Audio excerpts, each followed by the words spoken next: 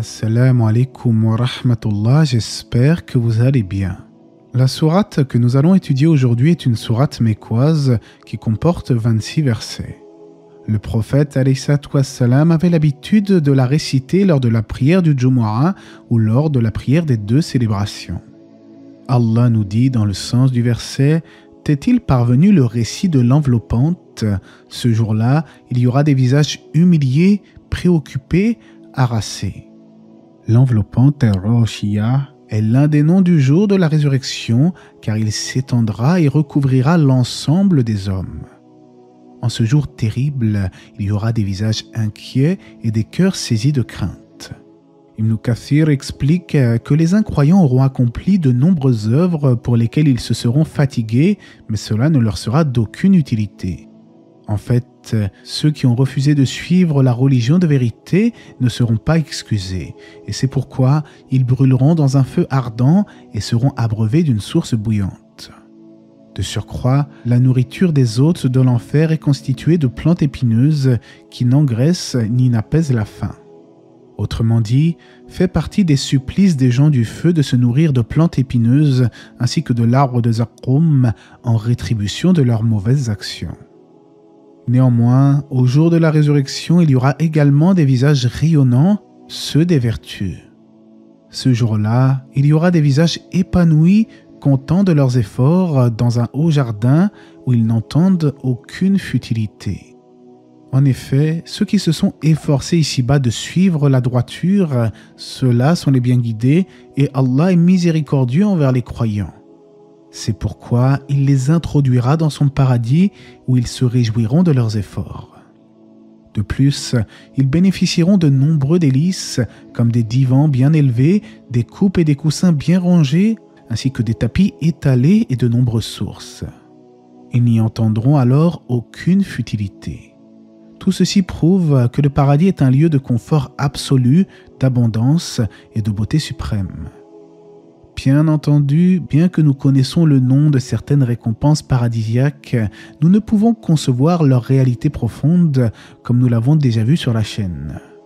Comme on le rapporte du Créateur lui-même dans un hadith qudsi, « J'ai préparé pour mes serviteurs pieux ce qu'aucun œil n'a vu, ce qu'aucune oreille n'a entendu et ce qu'aucun cœur n'a jamais imaginé. » Ainsi, lorsque vous voyez des petites images qui défilent dans mes vidéos, c'est seulement pour éveiller la curiosité. Il ne s'agit nullement d'une représentation fidèle de la réalité. Je trouve que c'est toujours plus confortable d'avoir un visuel agréable dans une vidéo afin de faire marcher notre imagination. Quoi qu'il en soit, Allah nous invite ensuite à méditer sur sa création en disant « Ne considère-t-il donc pas les chameaux comment ils ont été créés et le ciel comment il est élevé ?» Concernant le chameau, c'est un animal parfaitement conçu pour survivre dans les conditions extrêmes du désert.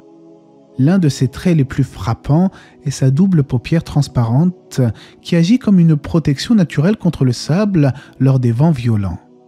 Il peut ainsi continuer à marcher les yeux ouverts, même en pleine tempête. Quand on contemple le chameau, on comprend rapidement pourquoi Allah nous invite à réfléchir sur sa constitution. Quant au ciel, il l'a élevé sans la moindre faille, comme l'indique un autre verset. N'ont-ils donc pas observé le ciel au-dessus d'eux, comment nous l'avons bâti et embelli, et comment il est sans fissure ? Puis Allah continue de nous enjoindre à la méditation en disant « Et les montagnes, comment elles sont dressées, et la terre, comment elle est nivelée ?» Comme je l'explique souvent lorsque j'évoque les miracles du Coran, Allah nous dit dans certains versets qu'il a placé sur terre des montagnes comme des piquets, ce qui correspond parfaitement aux données scientifiques modernes. En effet, les montagnes possèdent des racines ancrées à même le sol et ce que nous voyons à l'œil nu n'est que la partie émergée de l'iceberg. Quant à la terre, elle a été aplanie afin de permettre aux gens de parcourir ces vastes étendues et de partir en quête de leur subsistance. Cheikh Saadi commente ce passage dans son tafsir en disant que cet aplanissement n'induit pas que la terre soit plate, elle est plutôt sphérique. L'érudit Ibn Hazm avait même rapporté un consensus des savants musulmans sur cette question. Allah nous dit ensuite que le prophète alayhi wassalam n'est pas responsable de la guidée des gens, il ne lui incombe que de transmettre clairement le message. Eh bien, rappelle, tu n'es qu'un rappeleur et tu n'es pas un dominateur sur eux. C'est-à-dire que le prophète ne peut pas contraindre les gens à embrasser l'islam et au final, c'est Allah qui les jugera. C'est pour cela que le Créateur nous dit « Vers nous est leur retour, ensuite, c'est à nous de leur demander compte. » En définitive, la sourate l'enveloppante traite du sort des damnés et des vertueux dans l'au-delà. Elle appelle à la réflexion sur la création et rappelle la mission du prophète alayhi salam, qui est de transmettre et non pas de contraindre les gens.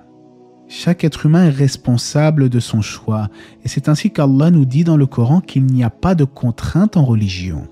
En d'autres termes, l'islam ne s'impose pas par la force et celui qui se convertit doit le faire de lui-même en toute sincérité. Et Allah sait mieux, j'espère que ce rappel vous aura été profitable et que la paix et les bénédictions d'Allah soient sur le prophète, sa famille et ses compagnons.